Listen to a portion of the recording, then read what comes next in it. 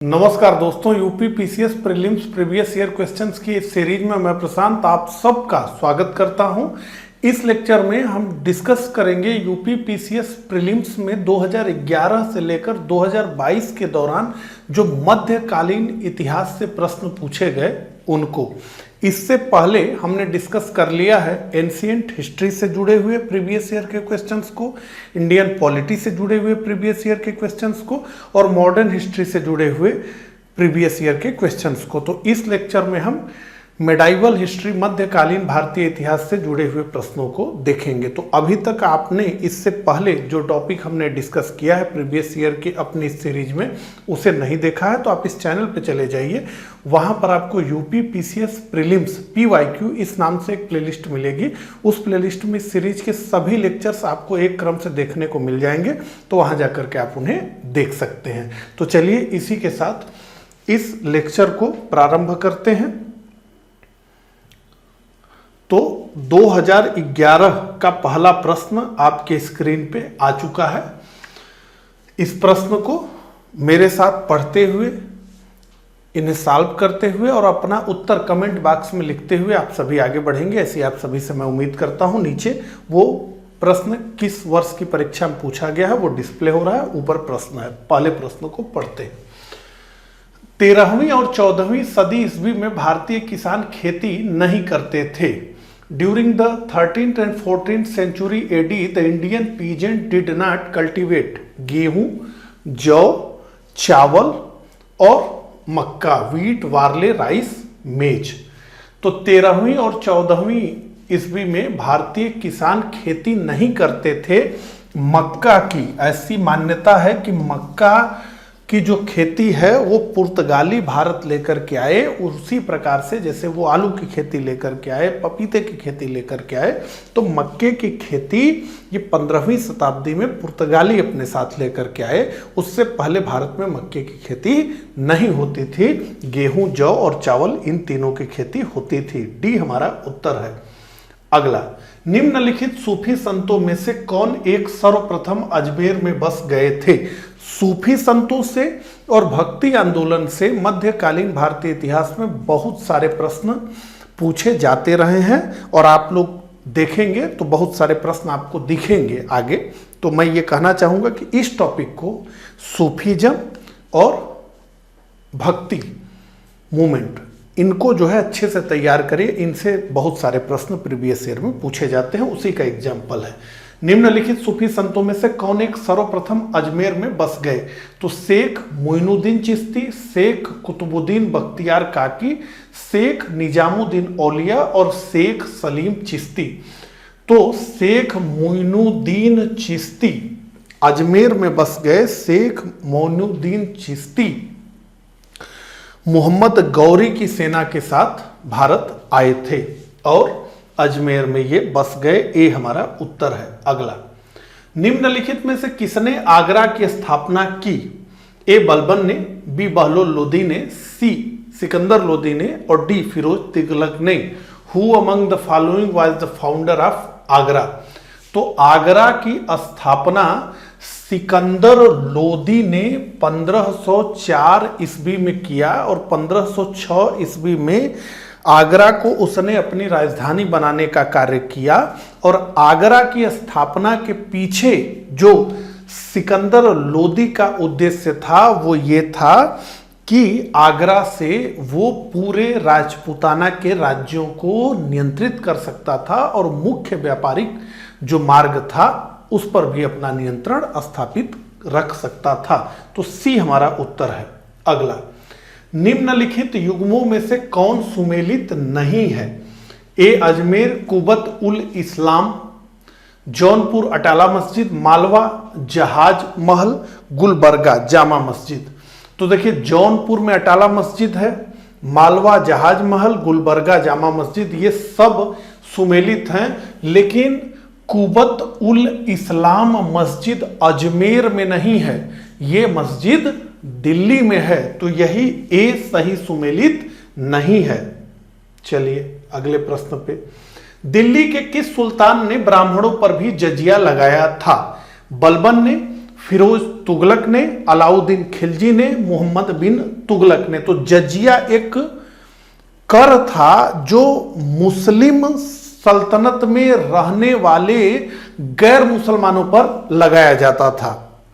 तो मुस्लिम शासक के अधीन जो गैर मुस्लिम जनता थी उन पर जजिया लगाया जाता था। तो यहां पूछा जा रहा है कि दिल्ली के किस सुल्तान ने ब्राह्मणों पर भी जजिया लगाया?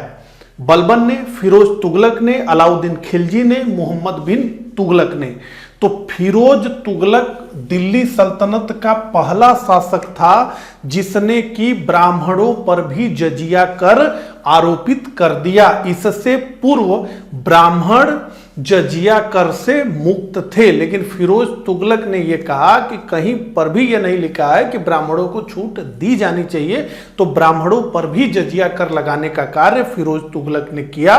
कहते हैं कि बड़े पैमाने पर हिंदुओं ने इस बात का विरोध किया और अंततः यह तय किया कि सारे हिंदू मिलकर के ब्राह्मणों के हिस्से का जजिया वो स्वयं भरने का काम करेंगे। तो बी उत्तर है हमारा। अगला, किसके सिक्कों पर बगदाद के अंतिम खलीफा का नाम सर्वप्रथम अंकित हुआ?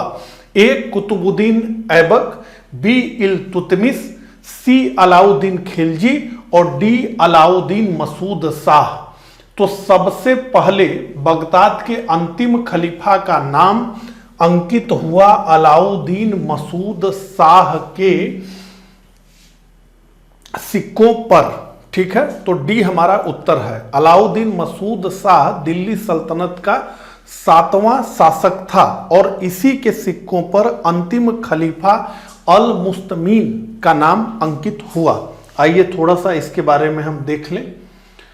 तो देखिए, अलाउद्दीन मसूद शाह, इसका शासन काल रहा 1242 से लेकर के 1246 तक। छोटे कार्यकाल था, केवल 4 वर्षों का। ठीक है, इसी ने बलबन को अमीर हाजिब नियुक्त किया और इसके सिक्कों पर सर्वप्रथम बगदाद के अंतिम अब्बासी खलीफा उल मुस्तसीम बिल्लाह का नाम अंकित हुआ।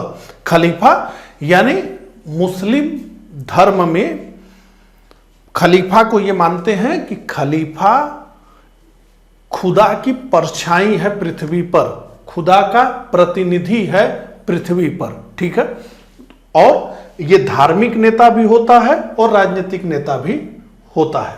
ठीक है, निम्नलिखित में से कौन महाभारत के तेलुगु अनुवादों के लिए विख्यात है?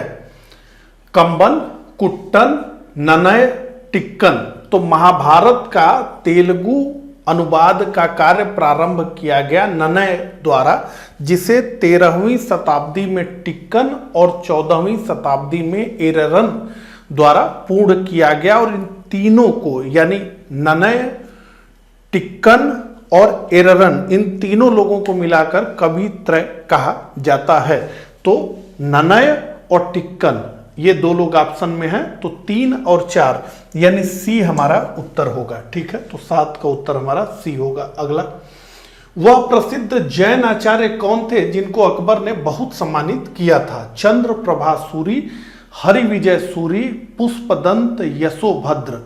तो वह प्रसिद्ध जैन आचार्य थे हरिविजय सूरी, जिनका अकबर बहुत सम्मान करता था और अकबर ने इन्हें जगत गुरु की उपाधि प्रदान की थी। तो हरिविजय सूरी हमारा उत्तर है। अगला, निम्नलिखित में से कौन जहांगीरी चित्रकार थे?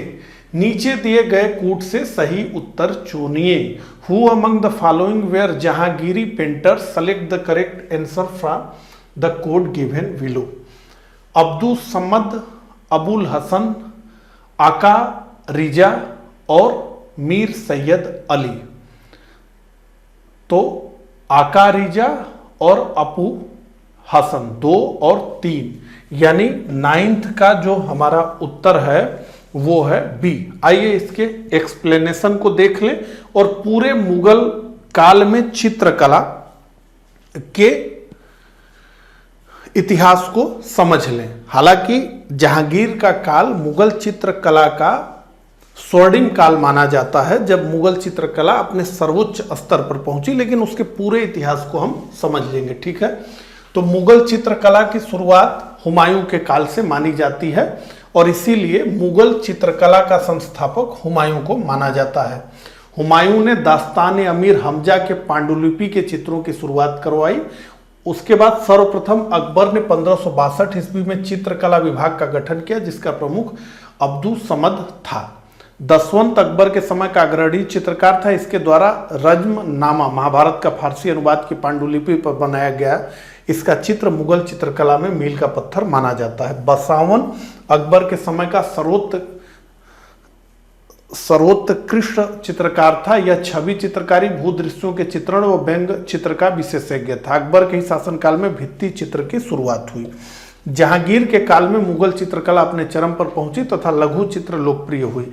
जहांगीर ने हेरात के प्रसिद्ध चित्रकार आगा रजा के नेतृत्व में आगरा में एक चित्रशाला की स्थापना करवाई।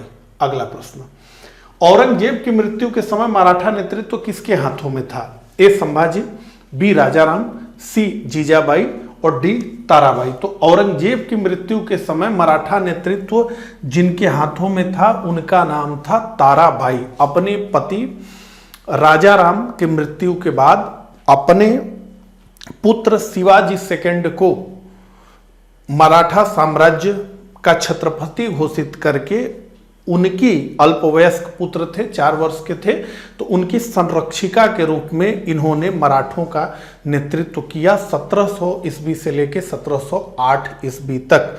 बड़ा ही संक्रमणशील ये काल रहा, लेकिन बड़े मजबूती से इन्होंने मराठा साम्राज्य को उस समय संभाला। तो डी हमारा उत्तर है ताराबाई। अगला, फिरोज तुगलक द्वारा स्थापित दारू उल सफा क्या था? एक दानशाला, एक खैराती अस्पताल, एक पुस्तकालय, तीर्थयात्रियों के लिए एक अतिथि गृह। व्हाट वाज दारुल सफा इस्टेब्लिश्ड बाय फिरोज तुगलक? तो फिरोज तुगलक द्वारा स्थापित दारुल सफा था एक खैराती अस्पताल, ए फ्री हॉस्पिटल, एक खैराती अस्पताल। अब फिरोज तुगलक से जुड़े हुए कुछ महत्वपूर्ण तथ्यों की हम चर्चा करेंगे। तो उसने जो कल्याणकारी कार्य किया उसमें उसने गरीबों के लिए दारुल सफा चिकित्सालय बनवाया, बेरोजगारों के लिए रोजगार कार्यालय, अनाथ व विधवा मुस्लिम स्त्रियों की सहायता हेतु दीवाने खैरात की स्थापना की, वृद्धावस्था पेंशन हेतु दीवान इस्तिहाक एवं सार्वजनिक निर्माण विभाग सोहरत याम की स्थापना करवाई और शिक्षा में व्यावसायिक पाठ्यक्रम लागू किया ताकि अच्छे कारीगर बन सके। उसने अस्पताल, मस्जिद, नगर आदि की स्थापना की। उसने काली मस्जिद, खिड़की मस्जिद, बेगमपुरा मस्जिद और जामा मस्जिद का निर्माण करवाया। माना जाता है कि इसने 300 नगरों की स्थापना की, जिसमें जौनपुर, हिसार, फिरोजाबाद, फतेहाबाद, फिरोजपुर आदि प्रमुख हैं। अगला, उत्तर भारत में चांदी का सिक्का टंका जारी करने वाला कौन मध्यकालीन शासक था? ए इल्तुतमिश, बी रजिया, सी अलाउद्दीन खिलजी और डी मोहम्मद तुगलक। तो उत्तर भारत में चांदी का सिक्का टंका जारी करने वाला मध्यकालीन शासक था इल्तुतमिश, और इल्तुतमिश को ही दिल्ली सल्तनत का वास्तविक संस्थापक माना जाता है। आइए इल्तुतमिश के बारे में देखें। तो शमसुद्दीन इल्तुतमिश 1211 से लेके 1236 इसे सुल्तान ए आजम यानी संसार का सुल्तान की उपाधि धारण की और इसे सुल्तान सईद, गुलामों का गुलाम एवं मकबरों का पितामह कहा जाता है। इस तरह से पूछा जा सकता है आपसे प्रश्न, ठीक है।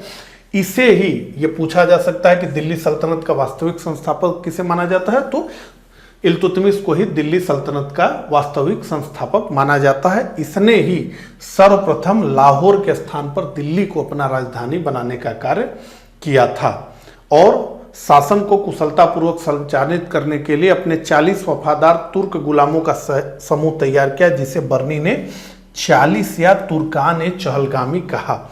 इसी ने शुद्ध अरबी के सिक्के चलवाए, जिसमें चांदी 175 ग्रेन का टंका एवं तांबे का जितल प्रमुख था। चलिए अगले प्रश्न पे, निम्नलिखित में से कौन अलवार संत नहीं था? पोगई, तिरुज्ञान, पुडम, तिरुमंगई। तो देखिए इनमें से सारे अलवार संत थे, लेकिन तिरुज्ञान ये अलवार संत नहीं थे, ये नयनार थे, ठीक है। तो बी हमारा उत्तर है। आइए समझ ले। आलवार, तो देखिए अलवार वैष्णव संतों को कहा जाता है। कुल इनकी संख्या 12 थी, जिसमें प्रमुख नाम है नमल्लावार, मधुर कवि, कुलशेखर, अंडाला, एकमात्र महिला। कुलशेखर ट्रावणकोर के राजा थे जो बाद में भगवत भक्त हो गए। इनकी प्रमुख रचना पेयमाल तिरुमली थी। नयनार, तो नयनार शैव संतों को कहा जाता है और इनकी संख्या कुल थी 63। पल्लव राजा महेंद्र वर्मन ने शैव संत अपर से शैव धर्म स्वीकार किया। नयनार संतों की रचनाएं तिरुमराई में संकलित है, जिसे तमिल वेद कहते हैं। तो आपसे पूछा जा सकता है तमिल वेद किसे कहते हैं। अलवार और नयनार के बाद दक्षिण भारत में भक्ति आंदोलन की शुरुआत रामानुज ने की तथा उत्तर भारत में रामानंद द्वारा इसे फैलाया गया।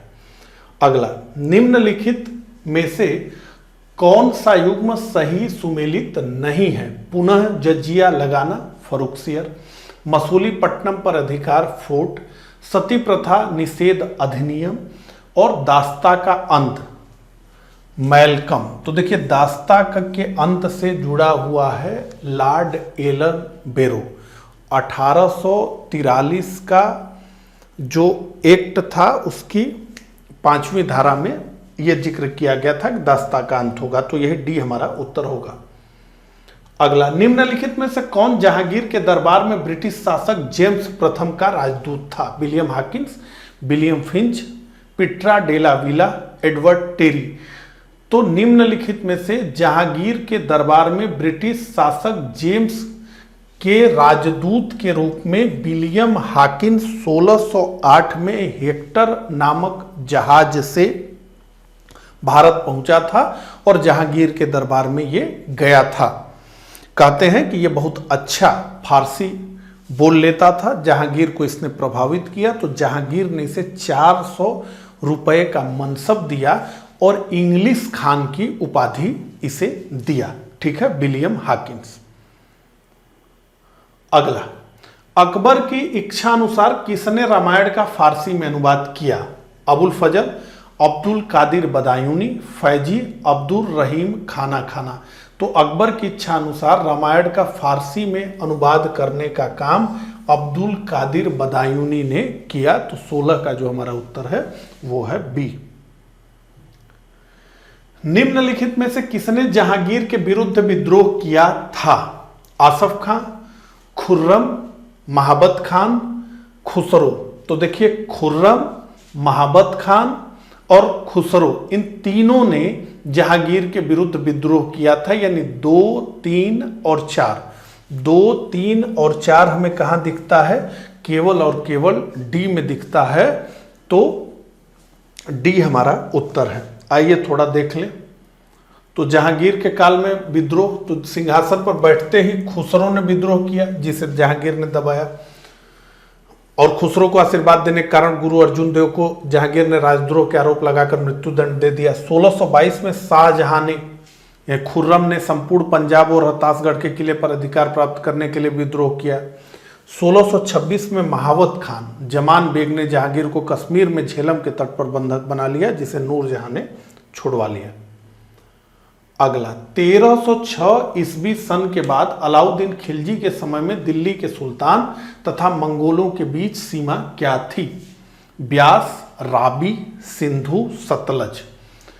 तो 1306 ईस्वी सन के बाद अलाउद्दीन खिलजी के समय दिल्ली के सुल्तान और मंगोलों के बीच सीमा थी राबी नदी। देखिए सर्वाधिक जो मंगोल आक्रमण हुए वो हुए अलाउद्दीन खिलजी के शासन काल में।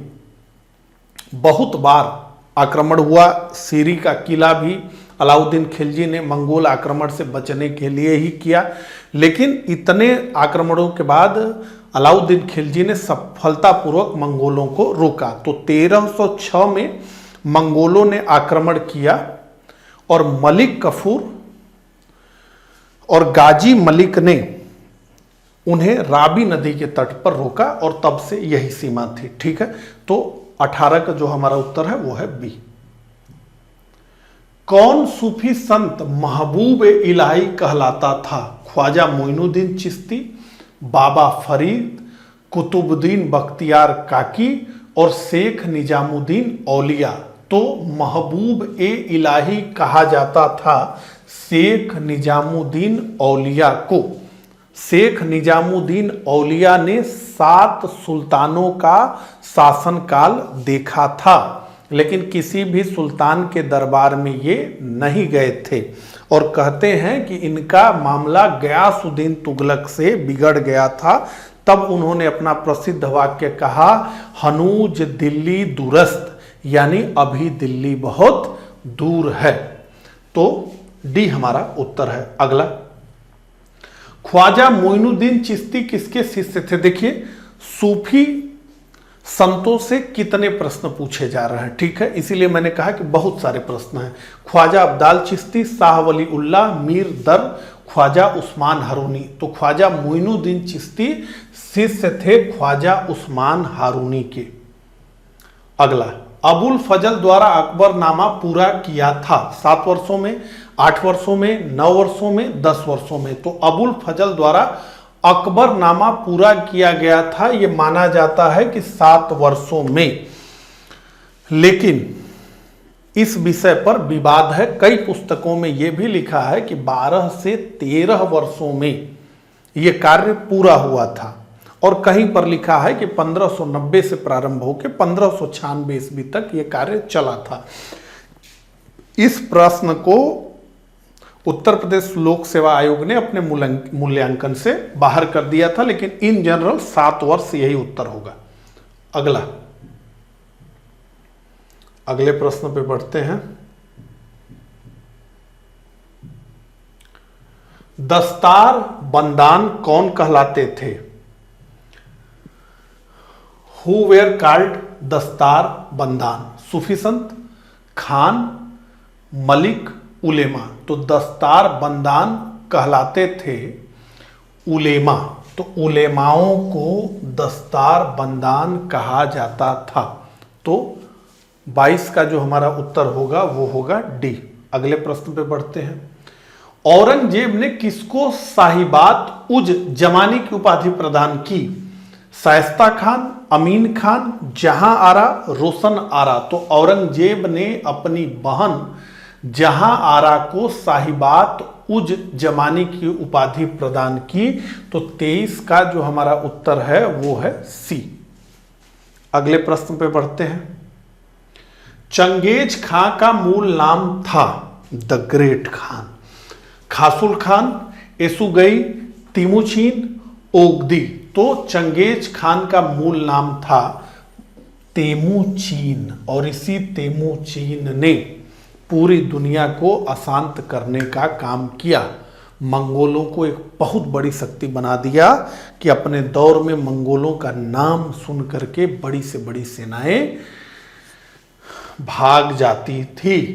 अगला, सुप्रसिद्ध मध्यकालीन संत शंकर देव संबंधित थे शैव संप्रदाय से, वैष्णव संप्रदाय से, अद्वैत संप्रदाय से, द्वैताद्वैत संप्रदाय से। तो सुप्रसिद्ध मध्यकालीन संत शंकर देव संबंधित थे वैष्णव संप्रदाय से। इन्होंने मध्यकालीन असम में धार्मिक और सामाजिक सुधार के व्यापक कार्यक्रम किए। तो 25 का जो हमारा उत्तर है वो है बी।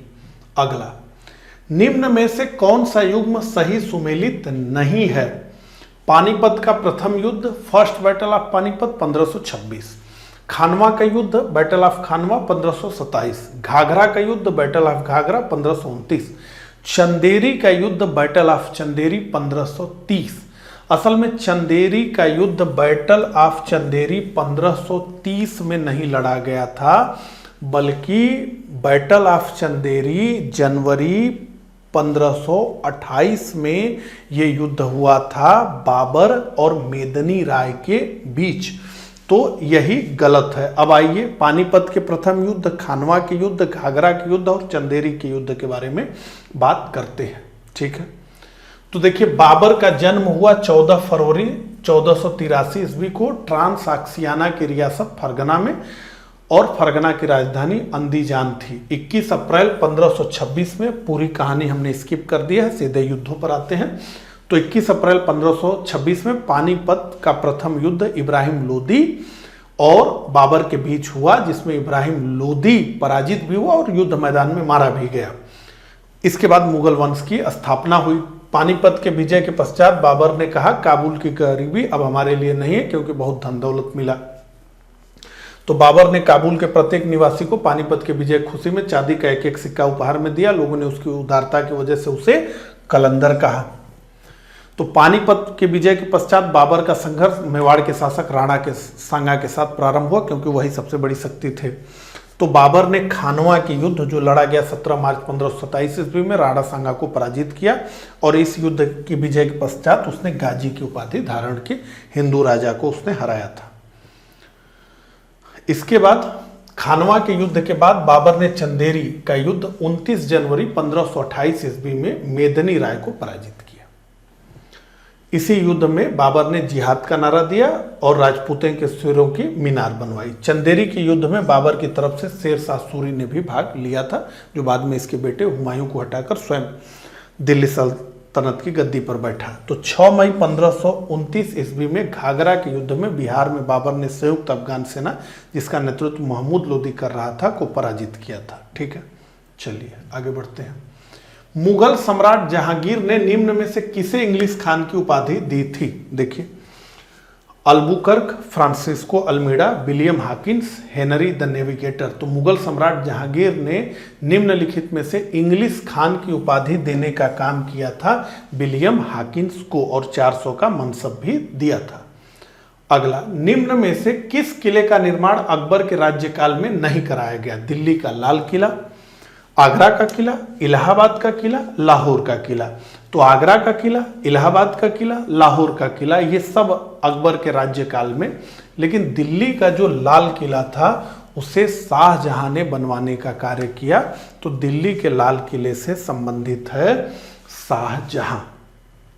ये हमारा उत्तर है। अगला, भारतीय गौरव यश का अंतिम सूर्य किसके लिए प्रयुक्त हुआ? अब ये प्रश्न बहुत विवादित रहा, बहुत अलग अलग, किसी ने हेमू के लिए कहा, सबसे अधिक लोगों ने पृथ्वीराज के लिए कहा, राणा प्रताप के लिए भी कहा गया और छत्रपति शिवाजी महाराज के लिए भी कहा गया, लेकिन अंततः जो इसका उत्तर है वो है पृथ्वीराज चौहान के लिए कहा गया कि भारतीय गौरव यश का अंतिम सूर्य, ठीक है, जो कि तराइन के दूसरे युद्ध में 1192 ईस्वी में मोहम्मद गौरी के हाथों पराजित हुए और इस प्रकार से भारत में मुस्लिम शासन का प्रारंभिक बिंदु हम तराइन के युद्ध को मानते हैं। ठीक है, तो बी हमारा उत्तर है। आगे बढ़ते हैं।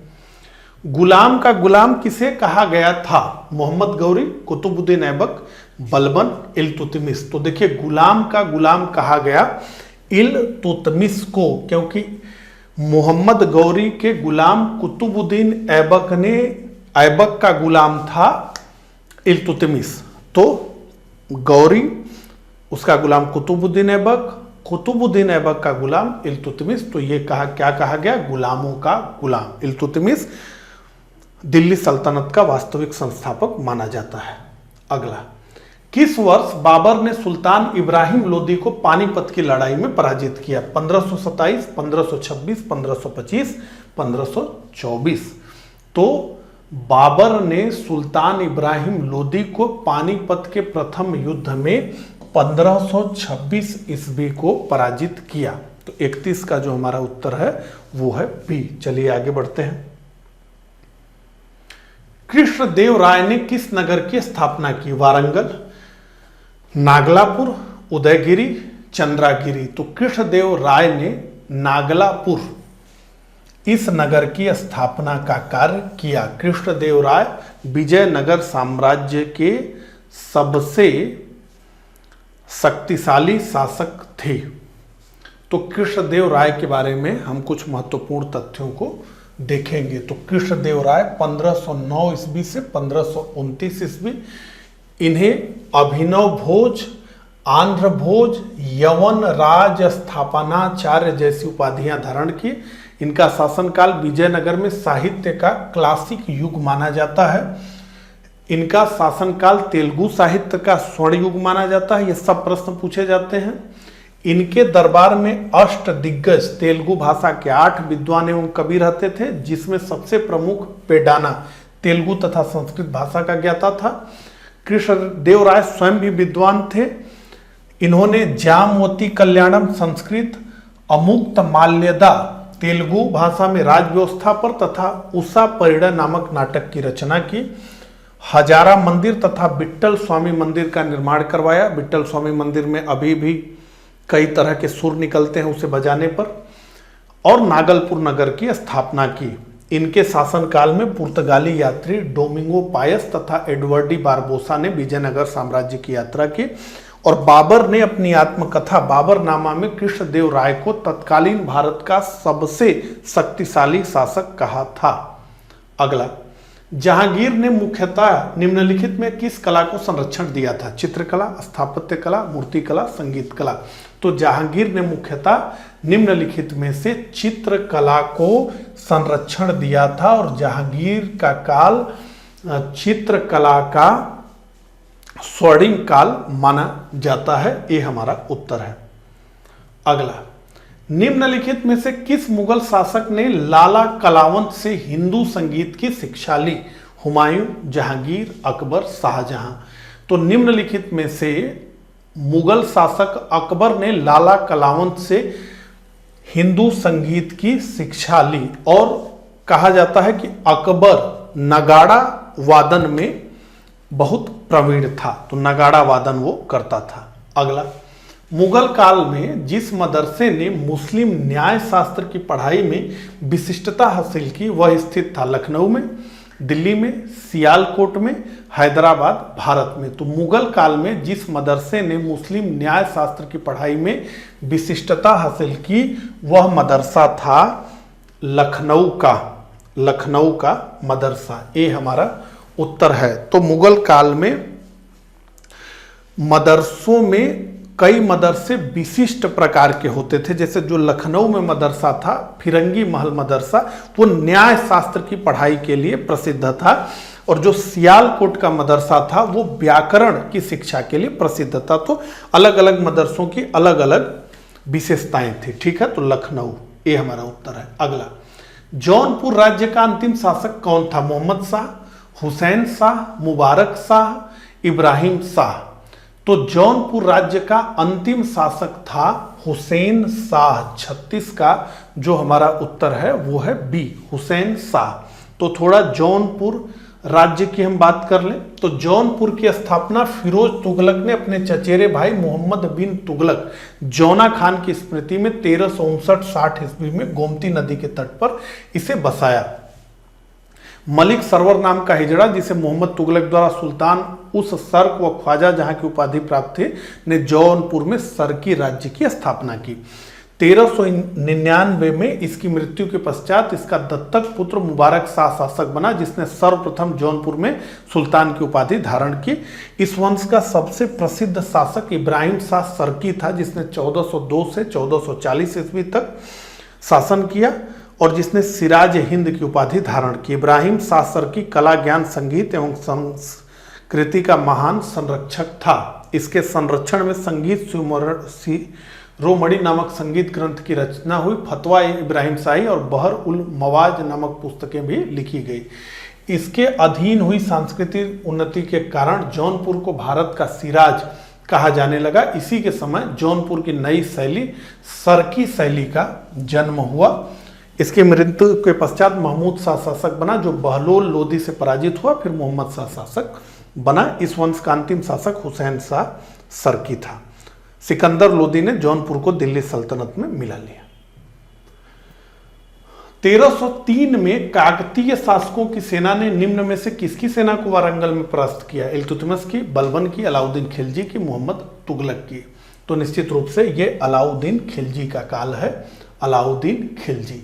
37 का हमारा उत्तर है सी।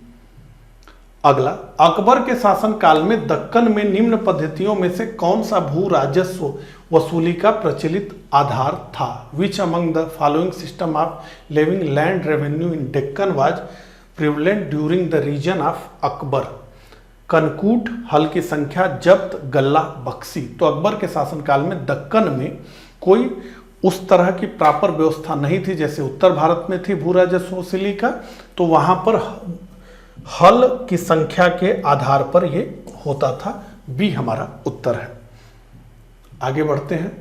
निम्न विदेशी यात्रियों में से किसने जहांगीर के शासनकाल में भारत की यात्रा की थी? Father Anthony मांसरेट, Francisco प्लस्ट, Niccolo मनुची, फ्रैंकवायस Bernier. तो निम्न विदेशी यात्रियों में से जहांगीर के शासनकाल में भारत की यात्रा किया था फ्रांसिस्को प्लस्ट। ये एक डच यात्री था जिसने जहांगीर के शासनकाल में यात्रा की थी और जहांगीर की भारत नाम से इसने पुस्तक भी लिखा है। बी हमारा उत्तर है। तो इस प्रकार से हमने 2011 से लेकर 2017 तक के प्रश्नों को डिस्कस किया जो यूपी पीसीएस प्रीलिम्स में 2011 से लेकर 2017 के दौरान पूछे गए थे। मुझे कमेंट करके जरूर बताइएगा कि मेरा ये प्रयास आपको कैसा लगा। मिलता हूँ इसी तरह के अगले लेक्चर में। तब तक के लिए आप सभी को नमस्कार, धन्यवाद।